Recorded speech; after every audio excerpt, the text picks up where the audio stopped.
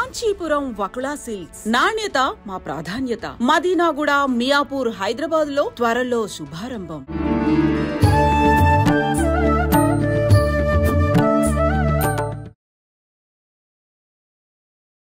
నమస్కారం, welcome to I dream. ధర్మ మార్గం విత్ విజిత కార్యక్రమానికి స్వాగతం. ప్రస్తుతం మనతో పాటు ఉన్నారు దివ్య విశ్వశక్తి పరివార్ ప్రచారకులు స్వామి ఓం స్వరూప్ గారు. ఇప్పుడు వారితో మాట్లాడి మరిన్ని మంచి మంచి విషయాలు అడిగి తెలుసుకుందాం. నమస్తే అండి. శుభమస్తు దివ్య స్వరూపులందరికీ కూడా. స్వామీజీ, ప్రతిసారి మీతో మాట్లాడినప్పుడల్లా శక్తి శక్తి దివ్య శక్తి అని చెప్పి ఎక్కువగా శక్తి గురించే మాట్లాడడం జరుగుతుంది. అసలు శక్తి అంటే ఏంటి? నిజంగా మనం శక్తిని చూసే అవకాశం ఉంటుందా? నిజంగా శక్తిని చూసే అవకాశం ఉంటే ఆ శక్తిని మనం అంటే స్వీకరించే అవకాశం ఉంటుందా? మనం స్వీకరించిన శక్తిని ఇప్పుడు నా దగ్గర శక్తి ఉంది అని అంటే దాన్ని నేను ఇంకొకరికి ట్రాన్స్ఫర్ చేసే అవకాశం ఉంటుందా? ఇలాంటి అంటే ఇవి సిల్లీగా అనిపించవచ్చు, ఎలాగైనా అనిపించవచ్చు, కానీ ఇవన్నీ నాకు అనిపించినాయి మీరు మాట్లాడుతున్న సందర్భాల్లో. ఎందుకో ఒకసారి టాపిక్ చేస్తే నాలాగా డౌట్ ఉన్న వాళ్ళకి ఒక సమాధానం దొరుకుతుంది కదా అని చెప్పి నేను ఇది తీసుకోవడం జరిగింది. ముందు అసలు శక్తి గురించి తెలియజేయండి. చాలా మంచి సందేహ నివృత్తి చేసుకునే ప్రశ్న, బాగుంది. నిజంగా శక్తి గురించి తెలుసుకోవాల్సిన అవసరం చాలామందికి విశ్వానికే ఉంది. విశ్వం అంతా కూడా శక్తిమయం. శక్తి లేకుండా ఏమీ జరగదు.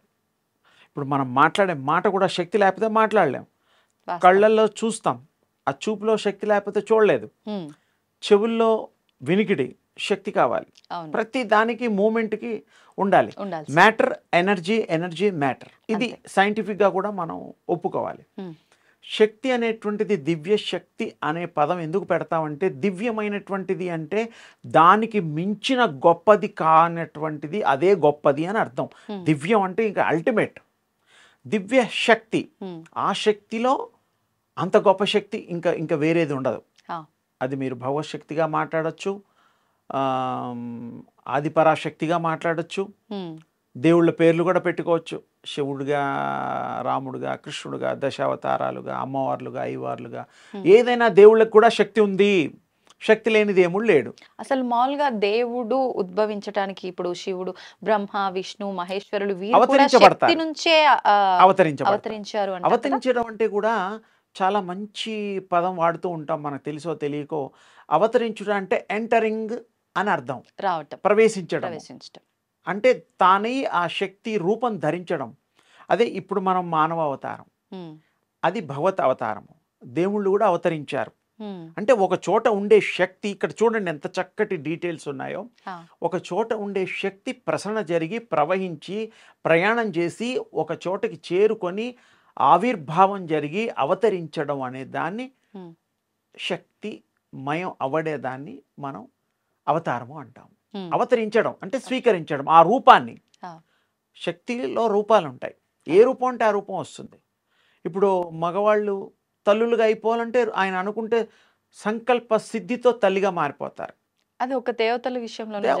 మామూలుగా మానవులు కూడా తపోశక్తి సంపన్నులు, ఋషులు, దివ్య యోగులు, వాళ్ళందరూ చేయగలుగుతారు. ఇప్పుడు అలాంటి వారు ఇప్పుడు కూడా అది ముందు శక్తి సంపాదిస్తేగా మీరేమైనా చేయడానికి. డబ్బు ఉంటేగా ఏదైనా కొనుక్కోవడానికి.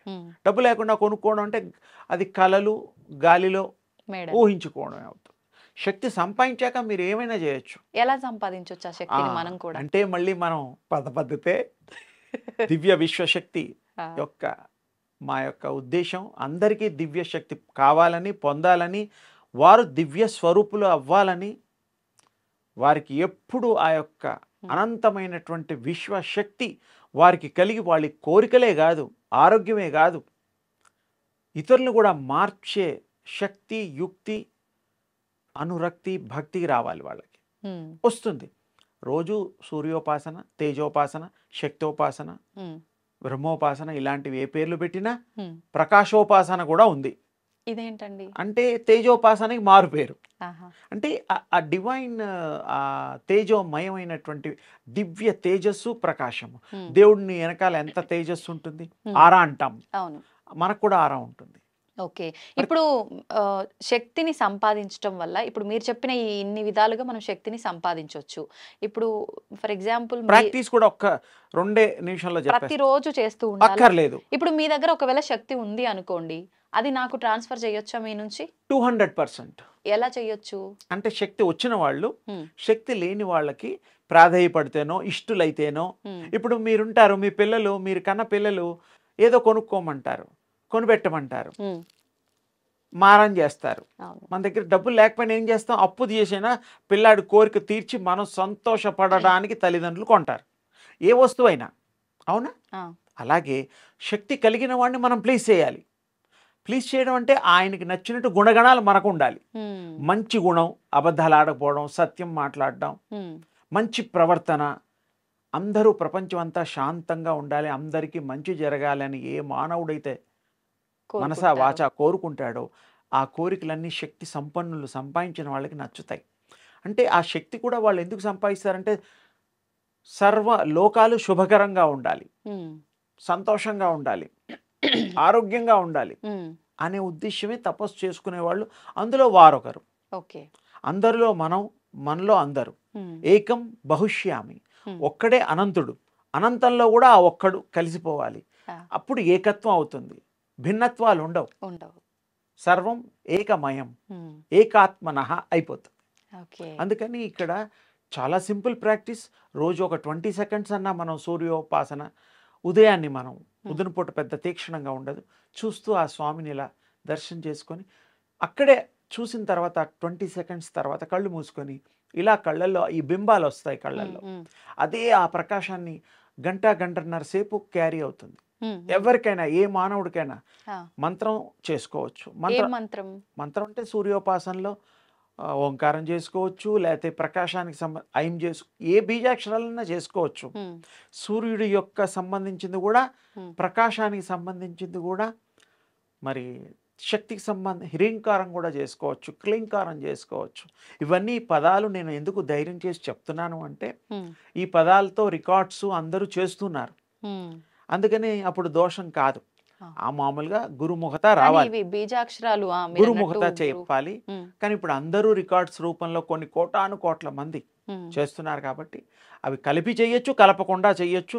ప్రకాశాన్నే చూస్తూ వీక్షిస్తూ ఆ ప్రసారాన్ని స్వీకరిస్తూ మీరు ప్రకాశకులుగా అయిపోవచ్చు. ఇప్పుడు మీరిది రోజు చేస్తుంటారు కదా! నేను ఎంతో మందికి, వేల మందికి చేయిస్తుంటా. చేస్తుంటారు, చేయిస్తుంటారు. ఆ! అయితే ఇది చేయటం వల్ల అప్పుడు నేను మీకు మొత్తం నఖశిఖ పర్యంతం టాప్ టు బాటమ్ మీకు ఫుల్ శక్తిమయం అయిపోతారు, ఎనర్జీ. ఎనర్జీ అయిపోతారు. ఇది ఎనర్జీ అయిపోయిన తర్వాత మీకు తెలియదంటూ ఉండదు. ఇలా ఫుల్ ఎనర్జీ బాడీ అయిపోవడం వల్ల ఆహారం తినకుండా గూడా ఉండగలిగే స్థితి అది అసలు ఉంటుందా? మీకు ఆకలి దప్పికలు కూడా ఉంటావు. మీరే ఎనర్జీ అయినప్పుడు ఇంకా ఆకలి ఎందుకు? హ్మ్. ఎనర్జీ కోసమే తింటాం. ఇప్పుడు 3 నెలల 4 గంటలకు ఒకసారి ఆకలేస్తుంది పాపం. అవును. అవును. ఏదో టీయో, కాఫీయో, జ్యూసో తాగుతాం హ్మ్. హ్మ్. కదా! హ్మ్. అంటే ఏదో మరి లోపట అయిపోయింది, ఆ! ఎనర్జీ తగ్గుతోంది. అసలు ఎనర్జీయే మీరైతే ఆకలి దప్పుకులు ఎలా ఉంటాయి? మీరే అవును. ఆలోచించండి. నేను మొన్న ఒకరోజు మీతో ఫోన్‌లో మాట్లాడినప్పుడు షూట్ గురించి మీరన్నారు. నైట్ భోజనం చేశారా అండి అనంటే, "ఏంటి నాన్న ఆ పిచ్చి ప్రశ్న భోజనం నన్నడుగుతున్నావు నువ్వు" అని చెప్పి. అదేంటండి అనంటే, శక్తి ఎప్పుడు నిత్యం శక్తిమయంతో ఉండే నాకు మళ్ళీ భోజనం ఎందుకు నాన్న ఏదో ఒక పండో, పழమో తింటా అంతే అంతే. భోజనం చేయను అని చెప్పి. అంటే నిజంగా ప్రతి ఒక్కరికి అలా ప్రాక్టీస్ చేయడం వల్ల ఇలాంటి శక్తి వస్తుందంటారా? 100% వస్తుంది. ముందు సాధించాలి. హ్మ్. సాధించే వరకు కొంచెం కష్టపడాలి. ఇప్పుడు పరీక్ష పాస్ అయ్యేంత వరకు ఉద్యోగం రాదు. హ్మ్. అవును కదా! అంతే. అంతే. పాస్ అవ్వడానికి ముందు కష్టపడాలి. కష్టపడాలి. రాత్రింపగళ్ళు మరి నిద్రాహారాలు మాని హ్మ్. క్వెషన్స్ అన్నీ నేర్చుకొని ప్రిపేర్ అవ్వాలి. ప్రిపేర్ అవ్వాలి. అది ఎంత సత్యమో హ్మ్. ఇక్కడ కూడా ఈ ఉపాసన ఎంత ఎక్కువగా చేస్తే ఓకే. అంత ఎక్కువగా మీరు అందులో ఇన్వాల్వ్‌మెంట్ అయిపోతారు. హ్మ్. ఇన్వాల్వ్‌మెంట్ అయిన తర్వాత యు ఆర్ దట్.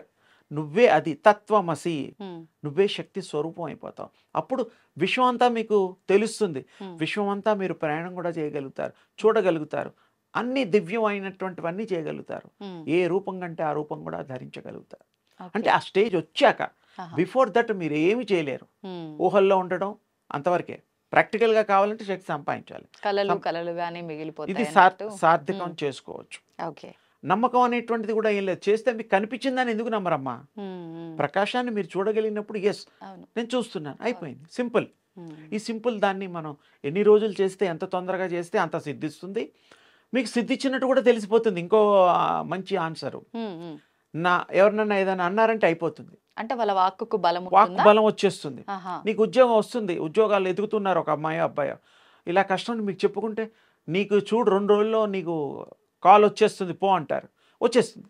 హ్మ్. మీరు జాతకాలు చూడరు, టెలిఫోన్లో ఎవరికి మీకు చెప్పరు, ఇలా చెప్పమని మీకు అనిపిస్తుంది, అనిపిస్తుంది. కనిపిస్తుంది, వాడికి వినిపిస్తారు. అయితే మనం ఖచ్చితంగా దేనికి సంబంధించి కూడా ఒక టాపిక్ చేయాల్సిందే. చేద్దాం ఒక వీడియోలో తప్పకుండా. మాట్లాడుకుందాం తప్పకుండా నేను ఖచ్చితంగా. చేసి పెడతా. హ్మ్. మీకు ఇంకా అడ్వాన్స్ టెక్నిక్స్ కూడా చెప్తా. హ్మ్. కష్టపడి అంటే గుహల్లో కూర్చోవడం అవసరం లేదు. ఇంట్లో ఏమో అయినా కూర్చోవచ్చు. రాత్రి కాన్స్టెంట్ రిమెంబరెన్స్ కూడా చేయాలి. ఓకే. సేమ్ అదే అనుకుంటూ నిద్రపోండి. మీ షట్చక్రాలు అవే పనిచేస్తాయి. హ్మ్. మళ్ళీ షట్చక్రాలను కూడా యాక్టివేట్ చేయాల్సిన అవసరం కూడా లేదు. ఓకే. శుభం అమ్మ. అందరికీ దివ్య తేజస్సు ప్రాప్తించాలని నా మనస్ఫూర్తిగా ఆశిస్తూ దీవిస్తున్నాను. సంతోషం అండి. చాలా మంచి విషయాలు తెలియజేశారు. అమ్మ. ధన్యవాదాలు.